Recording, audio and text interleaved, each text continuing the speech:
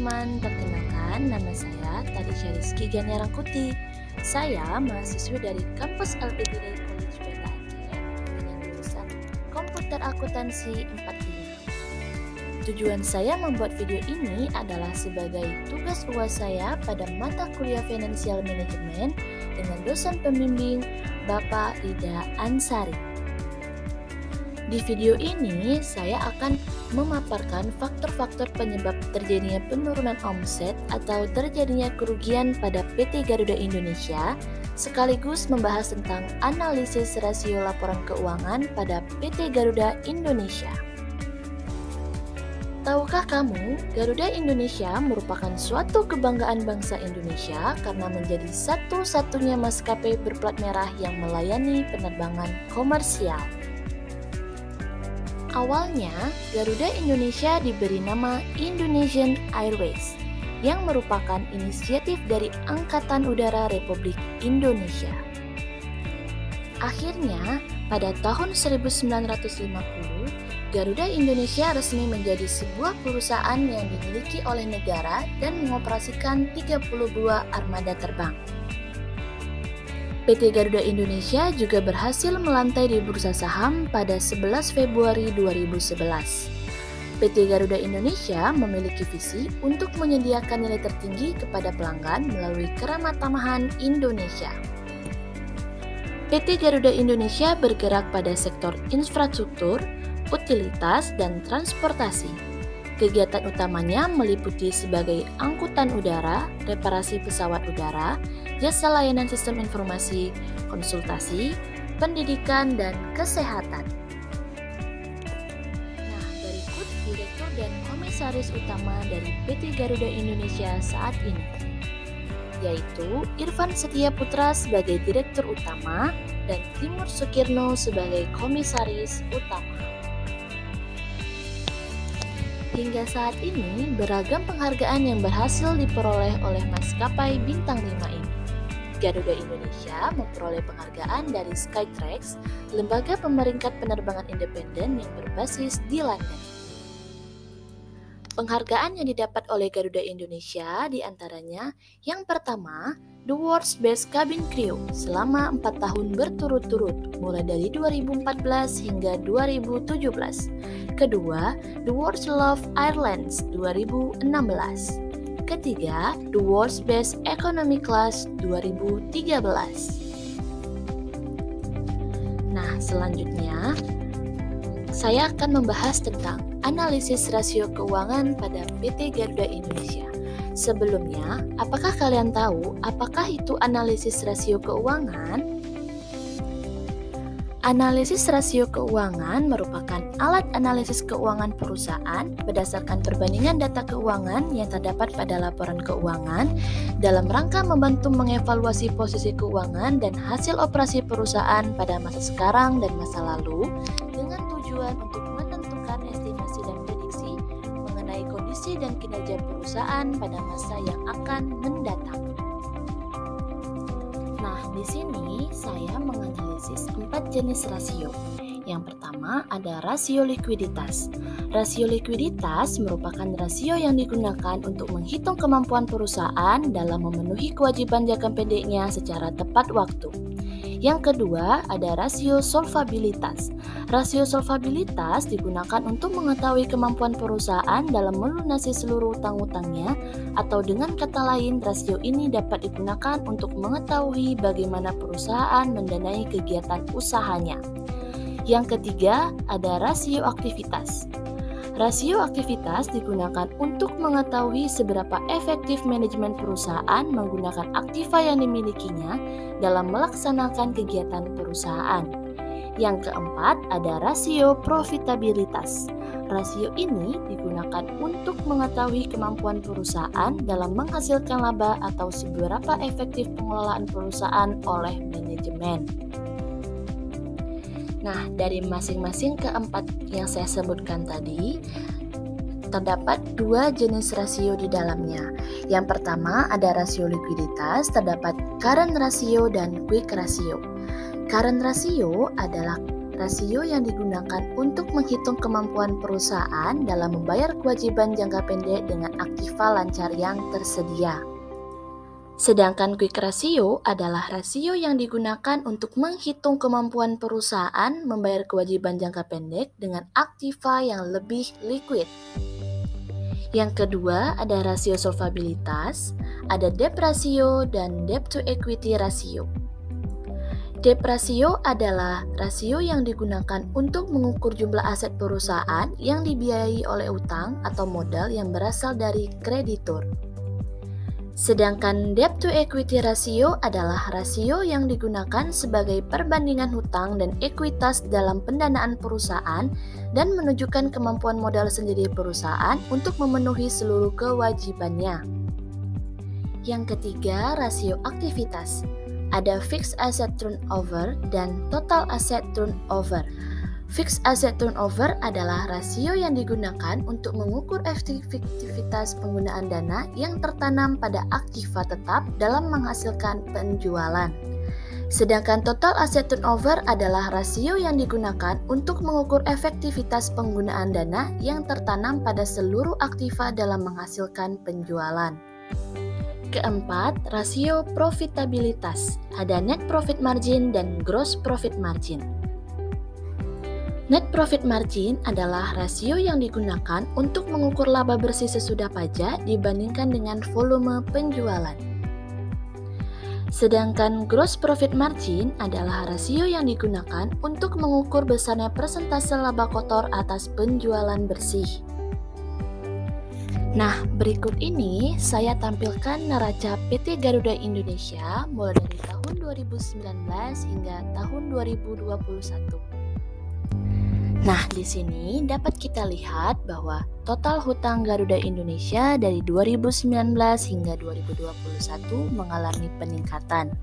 Sedangkan total ekuitasnya tahun 2019 hingga 2021 mengalami penurunan.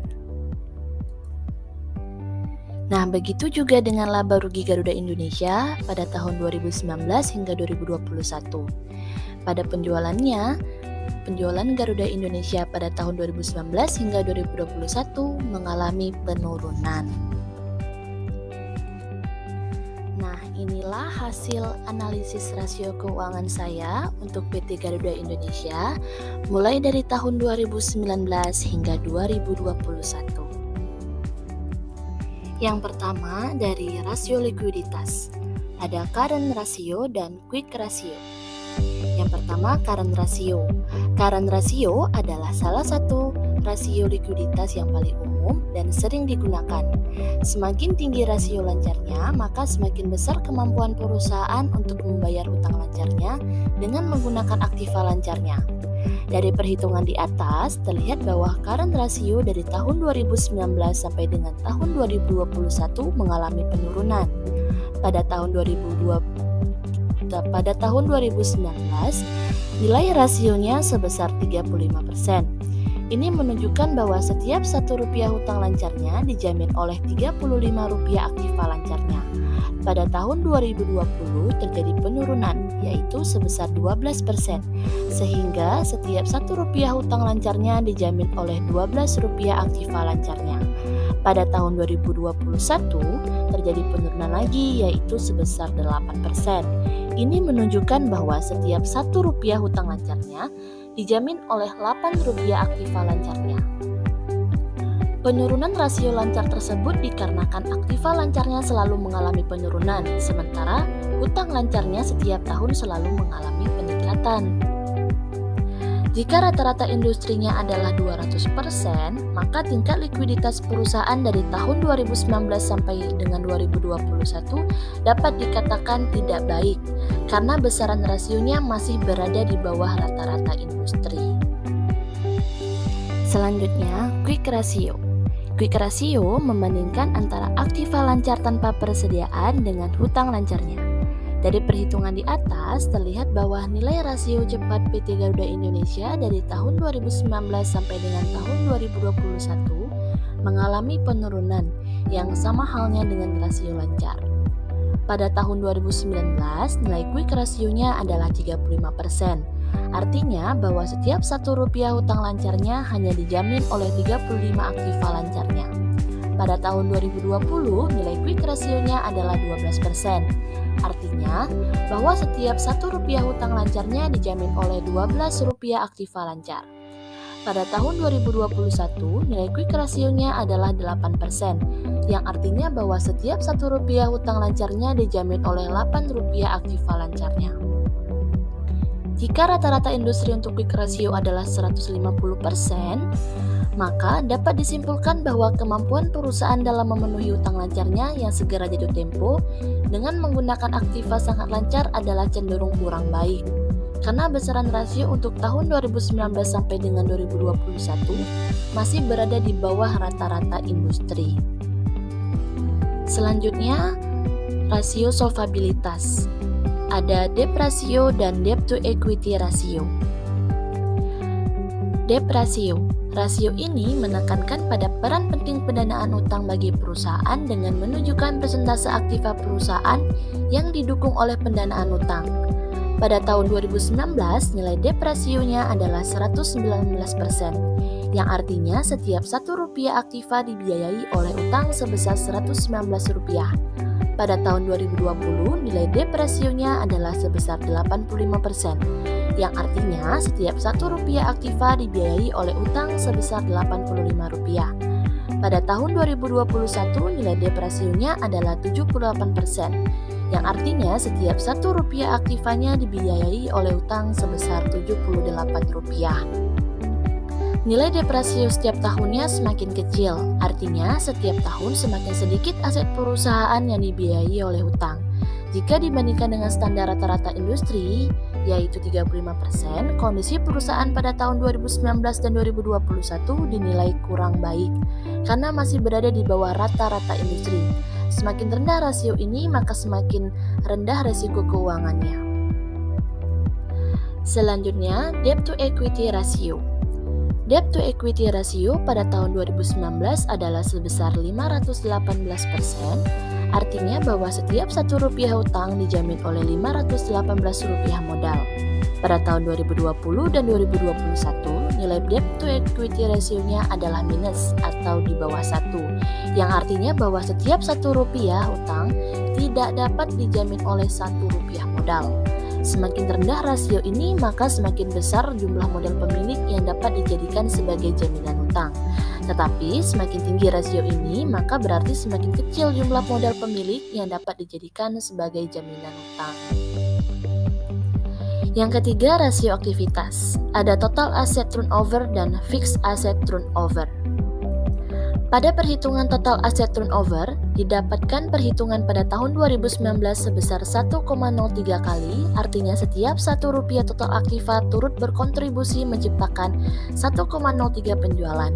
Pada tahun 2020, nilai total asset turnover sebesar 0,14 kali, artinya setiap Rp1 total aktiva turut berkontribusi menciptakan 0,14 rupiah penjualan.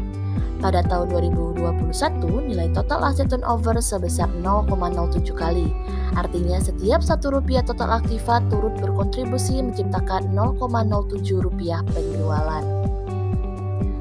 Rasio perputaran total aset tahun 2019 lebih baik jika dibandingkan dengan rasio perputaran total aset tahun 2020 dan 2021. Karena kontribusi total aset terhadap penjualan di tahun 2019 lebih besar jika dibandingkan dengan kontribusi total aset terhadap penjualan di tahun 2020 dan 2021.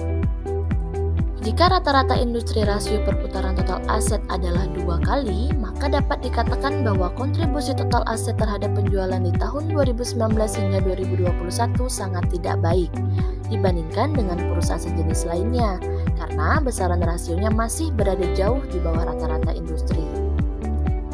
Ini menandakan kurang efisiennya manajemen dalam menggunakan asetnya dan kemungkinan besar adanya masalah manajemen ataupun produksinya. Dalam hal ini penting bagi perusahaan untuk meningkatkan penjualan atau mengurangi sebagian aset yang kurang produktif.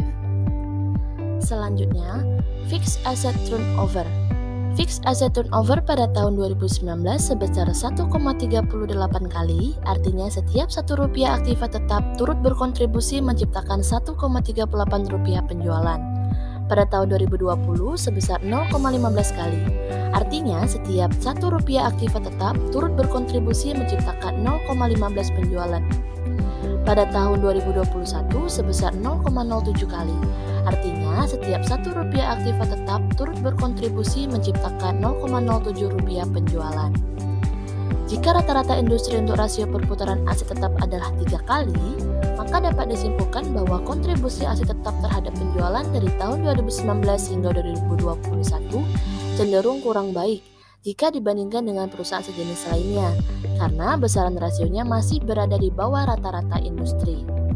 Hal ini berarti perusahaan tidak dapat memanfaatkan aset-aset tetapnya dengan baik untuk menghasilkan produk-produk perusahaan dalam jumlah yang besar, sehingga berdampak pada penjualan perusahaan. Dalam hal ini harus meninjau ulang keberadaan aset tetap yang dimilikinya. Apakah terlalu kebesaran nilainya atau memang belum dimanfaatkan secara maksimal bagi peningkatan pendapatan perusahaan. Keempat, rasio profitabilitas. Ada net profit margin dan gross profit margin. Nilai net profit margin per tahun mengalami penurunan. Pada tahun 2019 adalah 0%, artinya besar laba bersih adalah 0% dari total penjualan bersih. Dengan kata lain, setiap Rp1 penjualan bersih tidak dapat turut berkontribusi menciptakan Rp1 laba bersih. Pada tahun 2020 dan 2021, besarnya net profit margin adalah minus atau di bawah 1. Setiap Rp1 penjualan bersih tidak dapat turut berkontribusi menciptakan Rp1 laba bersih. Net profit margin setiap tahunnya selalu mengalami penurunan. Itu berarti telah terjadi penurunan kinerja manajemen dalam menghasilkan laba bagi perusahaan. Jika rata-rata industri untuk net profit margin adalah 20%, maka dapat dikatakan bahwa kontribusi penjualan bersih terhadap laba bersih dari tahun 2019 hingga 2021 cenderung sangat kurang baik jika dibandingkan dengan perusahaan sejenis lainnya, karena besaran rasionya masih berada di bawah rata-rata industri. Selanjutnya, gross profit margin. Pada tahun 2019, besarnya gross profit margin adalah 17%. Artinya, setiap Rp1 penjualan bersih turut berkontribusi menciptakan Rp17 laba kotor. Pada tahun 2020 dan 2021, besarnya gross profit margin adalah minus 1. Artinya, setiap Rp1 penjualan bersih tidak dapat turut berkontribusi menciptakan Rp1 laba kotor. Gross profit margin setiap tahun dari tahun 2019 hingga 2021 selalu mengalami penurunan. Hal ini dapat disebabkan karena rendahnya harga jual atau tingginya harga pokok penjualan. Jika rata-rata industri untuk gross profit adalah 28%, maka dapat dikatakan cenderung sangat kurang baik jika dibandingkan dengan perusahaan sejenis lainnya, karena besaran rasionya masih berada di bawah rata-rata industri. Nah, di sini saya tampilkan grafik saham pada PT Garuda Indonesia yang terakhir pada tanggal 17 Juni 2020, yaitu penutupannya sebesar 222. Nah, selanjutnya kita akan masuk ke faktor-faktor penyebab terjadinya penurunan omset atau kerugian pada PT Garuda Indonesia. Yang pertama adalah faktor pukulan dari pandemi COVID-19 sepanjang tahun 2020 yang mengalami kerugian mencapai 84,3 miliar US dollar. Yang kedua, menurunnya jumlah keberangkatan penumpang pesawat hingga 2.246 juta atau setara dengan 30,1 miliar US dollar. Kejaksaan Agung periksa Dirut Garuda Emirsya sebagai dalang dalam kasus dugaan korupsi. Berikut fakta-fakta terkait kasus korupsi Emirsya. Yang pertama, 1. Terima suap 46 miliar rupiah. Emirsya saat ini tengah mendekam di penjara akibat terbukti menerima suap pada tahun 2020 lalu. Pada tahun 2020 lalu, Jakpus telah menjatuhkan hukuman 8 tahun penjara kepada Emirsya karena bersalah melakukan tindak pidana korupsi dan pencucian uang pembelian pesawat hingga pemeliharaan pesawat Garuda. Dia terbukti menerima suap sebesar 46 miliar rupiah hingga akhirnya divonis 8 tahun penjara dan denda 1 miliar rupiah. 2. Pencucian uang. Selain suap, Emir Syah juga bersalah melakukan tindak pidana pencucian uang. Pencucian uang yang dilakukan Emir Syah bersama Sutikno Soedarjo dari suap pengadaan pesawat tersebut. KPK menjerat Emir Syah dan Sutikno sebagai tersangka kasus dugaan tindak pidana pencucian uang. Selain itu, KPK menjerat Hadinoto Sodikno sebagai Direktur Teknik dan Pengelolaan Armada PT Garuda Indonesia periode 2007 hingga 2012 sebagai tersangka pencucian uang tersebut. KPK menduga Emir Syah menerima suap dari Sutikno itu dalam bentuk uang dan barang. Duit yang diduga diterima Emir Syah sebesar 1,2 juta euro dan 180.000 US dollar. Emir Syah turut diduga menerima suap dalam bentuk barang dengan total nilai 2 juta US dollar. Barang-barang itu tersebar di Singapura dan di Indonesia. Selanjutnya, Garuda Indonesia salah membeli 17 pesawat bombardir CRJ-1000. Menurut Peter, pesawat tersebut kini tak dapat digunakan. Alhasil, Garuda harus menanggung kerugian dari keputusan untuk membeli pesawat terbang tersebut. Sebelumnya, Kementerian BUMN di bawah pimpinan Erick Thohir memutuskan mengembalikan 12 pesawat bombardir CRJ-1000 dan mengakhiri kontrak dengan Nordic Aviation Capital atau NAC yang jatuh tempo pada 2027 mendatang. Selain itu, Garuda Indonesia juga mengajukan proposal penghentian dini kontrak sewa 6 pesawat bombardir CRJ-1000 lainnya kepada Export Development Canada atau EDC, di mana Garuda tengah melakukan negosiasi early payment settlement kontrak finansialisasi 6 pesawat tersebut. Proses negosiasi dengan NAC sendiri sudah dilakukan berulang kali. Meski begitu, pihak NAC belum memberikan respon persetujuan. Pemegang saham menilai hal itu tidak menjadi kendala. Dalam kajiannya, pemegang saham tetap memutuskan untuk mengembalikan 12 pesawat CRJ-1000. Menteri BUMN Erick Thohir mengatakan dalam setahun, Garuda rugi hingga 30 juta dolar AS atau sekitar 419,8 miliar krus dengan menyewa bombardir CRJ-1000. Berikut inilah grafik balance sheet Garuda saat ini. PT Garuda Indonesia kini berada di jurang kebangkrutan. Nasib BUMN maskapai ini sudah benar-benar di ujung tanduk. Kementerian BUMN menyebut bobroknya kondisi Garuda saat ini terjadi karena kesalahan tata kelola dan manajemen terdahulu. Perusahaan dulu terlalu mudah menaikkan perjanjian kontrak sewa pesawat dengan sejumlah perusahaan lessor. Seperti diketahui, keuangan emiten berkode GIAA ini tengah berdarah-darah. Garuda masih terlilit hutang menggunung hingga 70 triliun. Belum lagi perusahaan terus mencatat rekor kerugian dalam laporan keuangannya. Berikut ini juga grafik income statement Garuda saat ini. Sebenarnya dapat kita lihat saat ini kondisi Garuda dalam istilah perbankan adalah technical bankrupt atau secara teknis bangkrut tetapi secara legal belum. Dan pemerintah saat ini sedang berusaha untuk keluar dari kondisi yang technical bankrupt. Saat ini juga Garuda menjadi pemegang rekor dalam mengalami negatif ekuitas sebesar 2,8 miliar dolar AS. Penanganan pemerintah dalam kasus Garuda Indonesia yang pertama, mengajukan negosiasi dengan pihak lessor pesawat.